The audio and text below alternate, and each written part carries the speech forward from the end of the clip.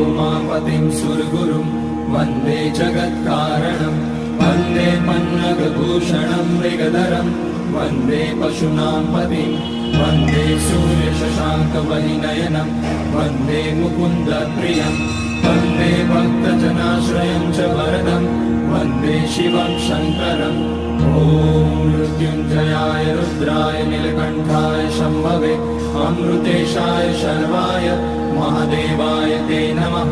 नमस्तेऽस्तु भगवन् विश्वेश्वराय महादेवाय त्र्यम्बकाय त्रिपुरान्तकाय त्रिकाग्निकालाय कालाग्निरुद्राय नीलकण्ठाय मृत्युञ्जयाय सर्वेश्वराय सदाशिवाय श्रीमान् महादेवाय नमः।